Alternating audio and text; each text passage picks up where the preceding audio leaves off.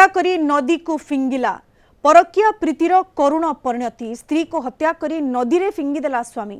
आनंदपुर थाना बैतरणी नदी सुनामुनी घाटी अंटारे पत्थर बंधा अवस्था महिलांकर मृतदेह उद्धार। मृतक घसीपुरा थाना स्वापुर गाँव। महिलांकर परकिया प्रीति को संदेह करी स्वामी बालका टुडू महिला को हत्या करी नदी रे फिंगी देथिले। आज सकाळे गाँ लोक मृतदेह भासुथिबा देखि पुलिस और अग्निशम विभाग को खबर देथिले। पुलिस मृतदेह जबत करी तदंत करुछि। स्वामी बालका को अटक रखी अधिक पचराउचरा करुछि पुलिस। अधिक सूचना पई सीधासलख जिबा आम सहित जोड़ी होइछन्ती हमर आनंदपुर रिपोर्टर स्वप्नेश्वर पंडा। स्वप्नेश्वर, ये अभावनीय घटना जो भली भाबरे जहाँ सामना को आसी प्राथमिक भाबरे स्वामी ही स्त्री को हत्या करिछि, अंटारे पत्थर बांधी ताकू नदी को फिंगी देछि। केउ भली भाबरे ये हत्या करिथिला स्वामी एवं ए भली हत्याकांड पछर कारण कोन स्वप्नेश्वर? एलिना परकिया प्रीतिर गोटे विराट बड़ घटना एठी जमती गोटे दुर्घटना देखा मिली। आम जदि संपूर्ण खबर को जिबा तेबे आनंदपुर थाना मनोहरपुर जो गाँ अच्छी से गाँव में बालका टुडू जी अच्छा सी भद्रक अंचल रोते से गोटे झील जी कि बयस बड़ ता सहित प्रेम संपर्क होता। ये घटना प्रायतः 2 वर्ष तलर से एकाठी होकर रही। बालका टुडू जी से गाँव को पड़ी आसते दीर्घ 15 दिन पूर्वर जो महिला जनक घर को आसिक रोते स्वामी स्त्री भाया से रोते। घटना भितर तिक्तता बढ़ी 2 दिन तलू बालका टुडू जी सीधा तंटी की चिपिकी हत्या करने सहित गोटे बाइक रे बांधिकी नहीं से गाँ ठार 3 किलोमीटर दूर जो सुनामुनी गोटे बीच अच्छी बैतरणी नदी में गोटे बीच भाया सेटारे से पत्थर ता देहरे बांधिकी गोटे जो पत्थर अच्छी से भितर पकई देते। से भाई बोधवे कहीं जापर किंतु जिते आज सका लोक मैंने स्थानीय लोक मैंने गोटे मृतदेह को भासुआर देखी से जो पुलिस हूँ अग्निशम बाहिनी खबर देते।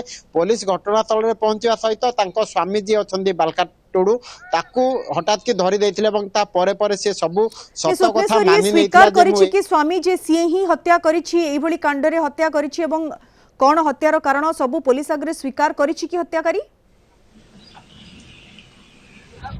निहाती भाव में एलिना संपूर्ण कथा से बखाणी पुलिस आगे तार कहवा कथा से जो स्त्री जो महिला जी थे से बाहा कि निज पाखरे रखा चाहूना जहाँ किंतु महिला जनक बाध्य करते। पुलिस ए भद्रक रे गोटे केस होता भद्रक थाना या तेणु बाध्य होगी सी जो घरे आसिक रही तिक्तता 2 जनक मध्य बढ़ी जे पिला अच्छी सी अचानक 2 दिन तले राति हत्या करी से पुलिस आगे मंगी। बर्तमान पुलिस निज अटक रे रखी विभिन्न तथ्य पाखु आदाय करुच्ची।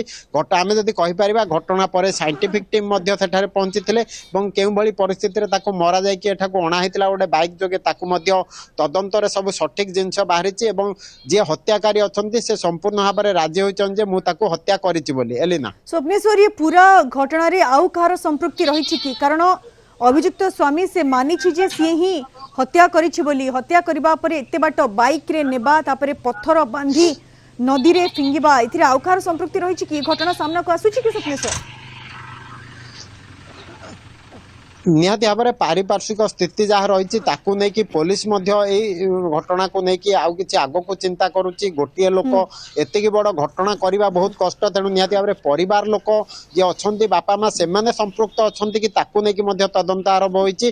किंतु वर्तमान परिस्थिति से पिलाटी जे हत्याकारी अच्छी सी जमी कहूँ सी एकुटिया हत्या कर पुलिस ग्रहण कर तदंत आग को बढ़ला सत्यासत्य संपूर्ण भाव में आम सामना को पलि आस। वर्तमान परिस्थिति से पिलाटी जमती कहूँ जे बालक टुडू जी अच्छी सी निजे मारी हत्या करके बाइक रे नहीं कि सेठारे पत्थर बांधिक पकईची सी निजे कहूँ आम पाखे जहाँ पुलिस तथ्य देइचंती। बिल्कुल स्वप्नेश्वर, आगो को तदंत हेले स्पष्ट होबो जे पूरा घटना रे आउ कहार संपृक्ति रही कि नहीं, किंतु वर्तमान सुद्धा जे अभियुक्त सी मानी जे सी ही हत्या करिछि एवं मृत महिला को तंटी चिपी प्रथमे हत्या करबा परे बाइक रे नहीं तांको अंटारे पत्थर बांधी नदी रे फिंगिछि हत्याकारी। बहुत बहुत धन्यवाद स्वप्नेश्वर।